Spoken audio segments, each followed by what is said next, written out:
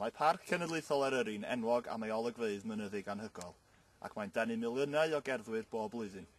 Ond gall y mynyddoedd fod yn beryg os nad ydych yn ofalus.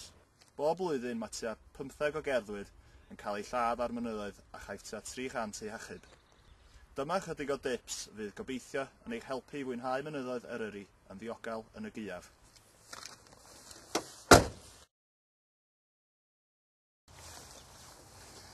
Paratowch eich taith ymlaen llaw. Edrychwch ar y daith rydych am ei gerdded ar y map cyn cychwyn mwyn i chi cael syniad o'r daith yn eich pen. Ac os nad ydych yn gwybod sut i ddarllen map, pam na newch chi ddysgu. Mae'n gallu bod yn lot o hwyl.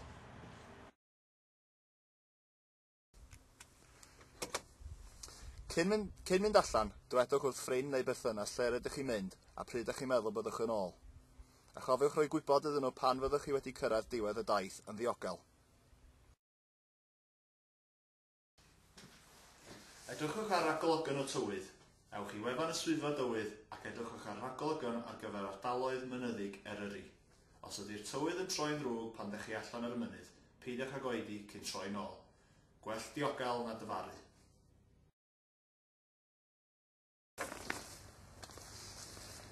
Gwnewch yn siŵr eich bod yn gwisgo dillad addas ac bod yn cario'r offer angenrheidiol.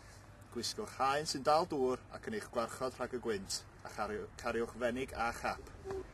Cariwch dillad ychwanegol hefyd, gan y bydd hi'n debygol o fod yn dipyn oerach, glipach ac yn fwy gwyntog yn uwch ar y mynyddoedd.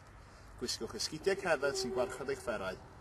Mae nifer o ddamweiniau ar y mynydd yn digwydd gan nad yw pobl yn gwisgo esgidiau addas. Wrth gerdded mynyddoedd byddwch angen ddigon o fwyd a diod, felly gwnewch yn siŵr bod gennych chi ddigon hefo chi. Fe fyddwch chi angen map a chwmpawd, a rhag ofn i chi fynd i drafferthion, cariwch ffôn symudol a chwiban. Os ydych chi'n mynd i drafferthion, ffoniwch 999 a gofynnwch am heddlu Gogledd Cymru, achub ar y mynydd. Cychwynnwch allan yn gynnar yn y Gaeaf a byddwch yn barod am lai o ola dydd. Ewch â thorch efo chi, ac ofn na fyddwch wedi cyrraedd gwaelod y mynydd cyn iddi dywyllu.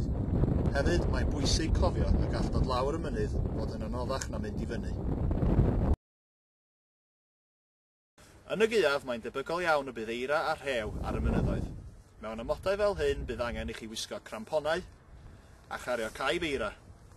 Ond gnewch yn siŵr eich bod yn gwybod sut i'w ddefnyddio. Yn olaf, pan fyddwch allan ar y mynydd, peidiwch â dilyn y pobl o'ch blaenau os nad ydych chi'n gwybod lle maen nhw'n mynd. Defnyddiwch eich map a chadwch at daith rydych chi wedi eich cynllunio. Gobeithio bydd y tips yma o ddefnydd i chi, ac y cewch amser gwych yn cerdded mynyddoedd Parc Cenedlaethol Eryri. Tara!